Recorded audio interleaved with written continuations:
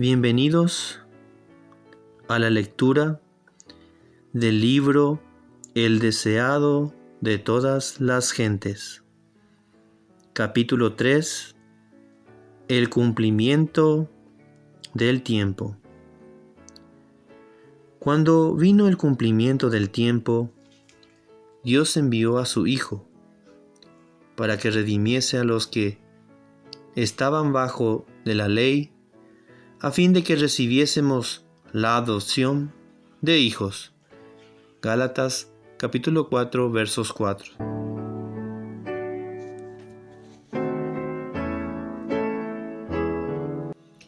La venida del Salvador había sido predicha en el Edén. Cuando Adán y Eva oyeron por primera vez la promesa, esperaban que se cumpliese rápidamente. Con gozo dieron la bienvenida a su primogénito, esperando que fuese el libertador.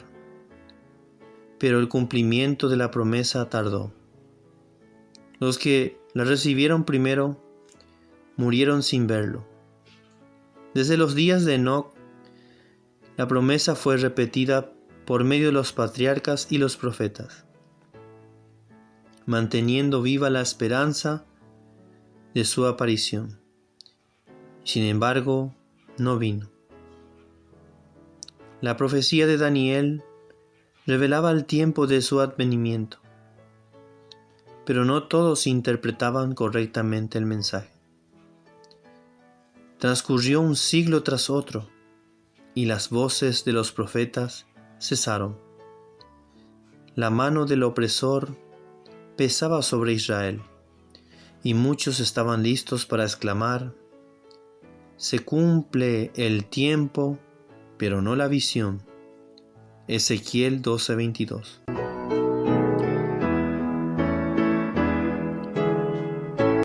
Pero, como las estrellas en la vasta órbita de su derrotero señalado, los propósitos de Dios no conocen premura ni demora. Por medio de los símbolos de las densas tinieblas y el horno humeante, Dios había revelado a Abraham la servidumbre de Israel en Egipto, y había declarado que el tiempo de su estadía allí abarcaría 400 años. Le dijo: después de esto saldrá con grande riqueza. Y contra esa palabra se empeñó en vano todo el poder del orgulloso imperio de los faraones. En el mismo día señalado por la promesa divina, todas las huestes de Jehová salieron de la tierra de Egipto. Génesis 15, capítulo 15, verso 14. Así también se determinó en el concilio celestial la hora en que Cristo debía venir y cuando el reloj del tiempo marcó esa hora, Jesús nació en Belén. Cuando vino el cumplimiento del tiempo, Dios envió a su Hijo. La providencia había dirigido los movimientos de las naciones, así como el flujo y reflujo de los impulsos e influencias humanos, a tal punto que el mundo estaba maduro para la llegada del libertador. Las naciones estaban unidas bajo un mismo gobierno. Un idioma se hablaba extensamente y era reconocido por doquiera como la lengua literaria. De todos los países, los judíos dispersos acudían a Jerusalén para asistir a las fiestas anuales, y al volver a donde residían, podían difundir por el mundo las nuevas de la llegada del Mesías. En aquel entonces, los sistemas paganos estaban perdiendo su poder sobre la gente. Los hombres estaban cansados de ceremonias y fábulas. Deseaban con vehemencia una religión que pudiese satisfacer el corazón. Aunque la luz de la verdad parecía haberse apartado de los hombres, habían almas que buscaban la luz. Llenas de perplejidad y tristeza, anhelaban conocer al Dios vivo, con el fin de tener cierta seguridad de una vida más allá de la tumba. Al apartarse de los judíos de Dios, la fe se había empañado y la esperanza casi había dejado de iluminar el futuro. Las palabras de los profetas no eran comprendidas. Para las muchedumbres, la muerte era un horrendo misterio. Más allá, todo era incertidumbre y lobreguez. No fue solo el lamento de las madres de Belén, sino el clamor del inmenso corazón de la humanidad, el llevado por el profeta a través de los siglos, la voz oída en Ramá, grande lamentación, lloro y gemido. Raquel, que llora a sus hijos y no quiso ser consolada porque perecieron. Mateo 2:18. Los hombres moraban sin consuelo, en región y sombras de muerte. Con ojos ansiosos esperaban la llegada del Libertador, cuando se disiparían las tinieblas y se aclararía el misterio de lo futuro.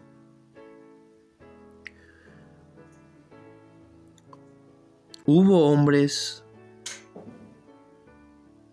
fuera de la nación judía, hombres que predijeron el aparecimiento de un instructor divino. Esos hombres buscaban la verdad y se les impartió el espíritu de inspiración. Tales maestros se habían levantado uno tras otro como estrellas en un firmamento oscuro, y sus palabras proféticas habían encendido esperanzas en el corazón de millares de gentiles. Desde hacía varios siglos las escrituras estaban traducidas al griego, idioma extensamente difundido por todo el Imperio Romano. Los judíos se hallaban dispersos por todas partes, y su espera del Mesías era compartida hasta cierto punto por los gentiles.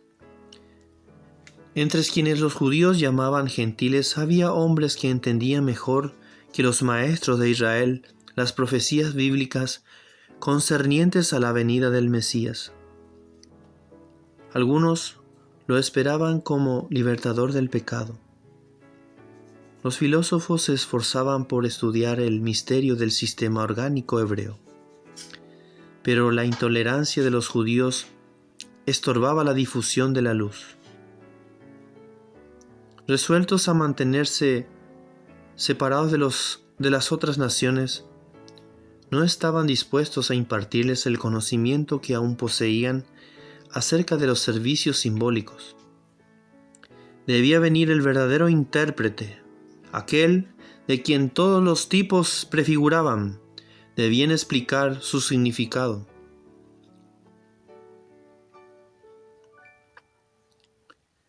Dios había hablado al mundo a través de la naturaleza, los tipos y los símbolos, los patriarcas y los profetas.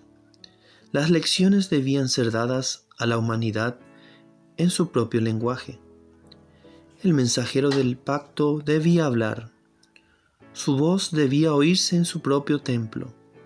Cristo debía venir para pronunciar las palabras que pudieran comprenderse clara y distintamente. Él, el autor de la verdad, debía separar la verdad del tamo de los acertos humanos que habían anulado su efecto. Los principios del gobierno de Dios y del plan de redención debían ser definidos claramente. Las lecciones del Antiguo Testamento debían ser presentadas plenamente a los hombres.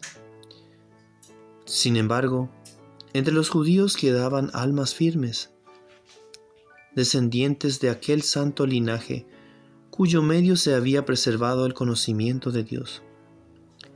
Aguardaban esperanzados en la promesa hecha a los padres, fortalecidos su fe espaciándose en la seguridad dada por medio de Moisés. El Señor vuestro Dios os levantará profeta de entre vuestros hermanos, como a mí, a él oiréis y todas las cosas que os hable. Además leían que el Señor iba a ungir a uno para predicar buenas nuevas a los abatidos, vendar a los quebrantados de corazón y publicar libertad a los cautivos y promulgar el año de la buena voluntad de Jehová. Leían cómo pondría justicia en la tierra, y la isla esperarán su ley, como los gentiles andarían a su luz, y los reyes al resplandor de su nacimiento.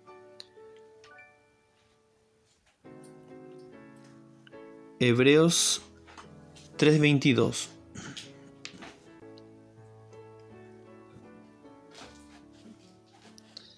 Las palabras del moribundo Jacob los llenaban de esperanza. No será quitado el cetro de Judá, ni el legislador de entre sus pies, hasta que venga Silob. El desfalleciente poder de Israel atestiguaba que se acercaba la llegada del Mesías. La profecía de Daniel describía la gloria de su reinado sobre el imperio que sucedería todos los reinos terrenales. Y decía el profeta, permanecerá para siempre. Génesis 49:10.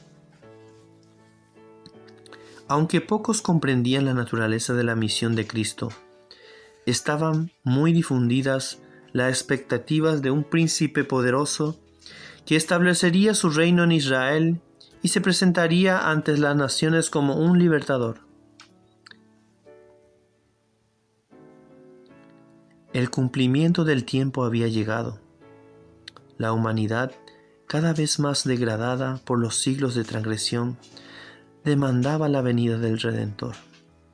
Satanás había estado obrando para ahondar y hacer insalvable el abismo entre el cielo y la tierra. Por medio de sus mentiras, había envalentonado a los hombres en el pecado. Se proponía agotar la tolerancia de Dios y extinguir su amor por el hombre, con el fin de que abandonase al mundo a la jurisdicción satánica. Satanás estaba tratando de privar a los hombres del conocimiento de Dios, de desviar su atención del templo de Dios y de establecer su propio reino.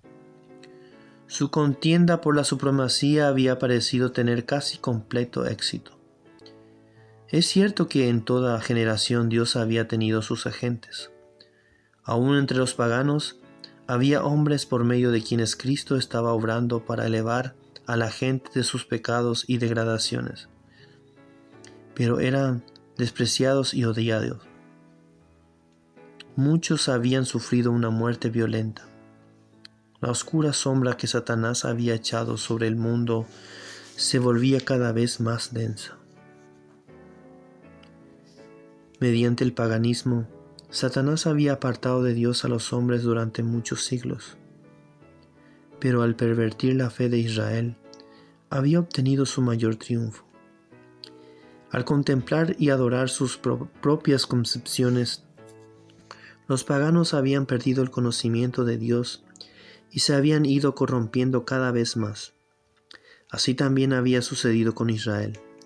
El principio de que el hombre puede salvarse por sus obras, fundamento de toda religión pagana, ahora había llegado a ser el principio de la religión judía. Satanás lo había implantado, y doquiera se lo adopte, los hombres no tienen defensa contra el pecado. El mensaje de la salvación es comunicado a los hombres por medio de agentes humanos, pero los judíos habían tratado de monopolizar la verdad, que es vida eterna. Habían atesorado el maná viviente, que se había trocado en corrupción. La religión que habían tratado de guardar para sí llegó a ser una ofensa. Privaban a Dios de su gloria y defraudaban al mundo por causa de una falsificación del Evangelio.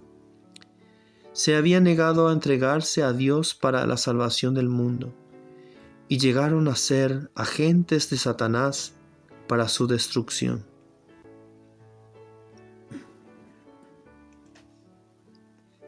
El pueblo a quien Dios había llamado para ser columna y base de la verdad, había llegado a ser representante de Satanás. Hacía la obra que éste deseaba que hiciese, y seguía una conducta que representaba falsamente el carácter de Dios, y lo hacía considerar por el mundo como un tirano. Los mismos sacerdotes que servían en el templo habían perdido de vista el significado del servicio que cumplían. Habían dejado de mirar más allá del símbolo, a lo que significaba. Al presentar la ofrenda de los sacrificios, eran como actores de una pieza de teatro. Los ritos que Dios mismo había ordenado eran trocados en medios para cegar la mente e endurecer el corazón. Dios ya no podía hacer cosa alguna por el hombre por medio de ellos. Todo el sistema debía ser deshecho.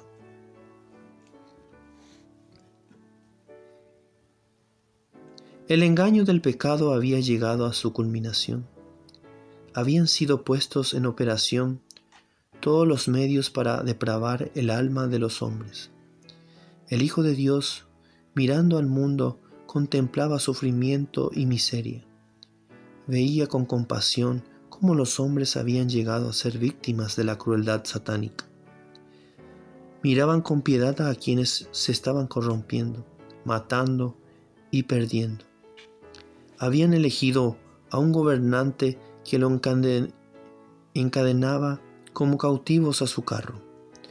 Aturdidos y engañados, avanzaban en la lóbrega procesión hacia la ruina eterna, hacia la muerte en la cual no hay esperanza de vida, hacia la noche que no ha de tener mañana. Los agentes satánicos estaban incorporados a los hombres.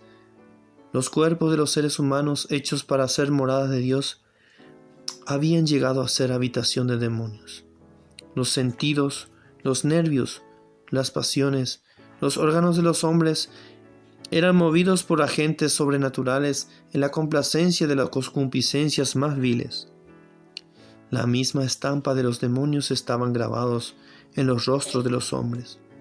Dichos rostros reflejaban la expresión de las legiones del mal que los poseía. Ese fue el panorama que vio el Redentor del mundo. ¿Qué aspecto, qué espectáculo contempló la pureza infinita? El pecado había llegado a ser una ciencia, y el vicio estaba consagrado como parte de la religión. La rebelión había hundido sus raíces en el corazón, y la hostilidad del hombre contra el cielo era muy violenta. Se habían demostrado ante el universo que, aparte de Dios, la humanidad no puede ser elevada. Un nuevo elemento de vida y poder tiene que ser impartido por quien hizo el mundo. Con intenso interés los mundos que no habían caído miraban para ver a Jehová levantarse y barrer a los habitantes de la tierra. Y si Dios hubiese hecho eso, Satanás estaba listo para llevar a cabo su plan de asegurarse la obediencia de los seres celestiales. Él había declarado que los principios del gobierno divino hacen imposible el perdón. Si el mundo nunca hubiera sido destruido, había sostenido que sus acusaciones eran ciertas. Estaban listos para echar la culpa sobre Dios y extender su rebelión a los mundos superiores. Pero en vez de destruir al mundo, Dios envió a su Hijo para salvarlo. Aunque en todo rincón de la providencia alienada se notaban corrupción y desafío, se proveyó un modo de rescatarla. En el mismo momento de la crisis, cuando Satanás parecía estar a punto de triunfar, el Hijo de Dios vino como embajador de la gracia divina. En toda época y en todo momento, el amor de Dios se había manifestado en favor de la especie caída. A pesar de la perversidad de los hombres, continuamente se manifestaron señales de misericordia, Y llegada la plenitud del tiempo, la deidad se glorificó, derramando sobre él el mundo tal efusión de gracia sanadora, que no se interrumpiría hasta que se cumpliese el plan de salvación. Satanás estaba exultante por haber logrado degradar en la imagen de Dios en la humanidad. Entonces vino Jesús para restaurar en el hombre la imagen de su Hacedor. Nadie, excepto Cristo, puede amoldar de nuevo el carácter que ha sido arruinado por el pecado. Él vino para expulsar a los demonios que han dominado la voluntad. Vino para levantarnos del polvo, para hacer el carácter mancillado según el modelo del carácter divino y para hermosear lo que con su propia gloria.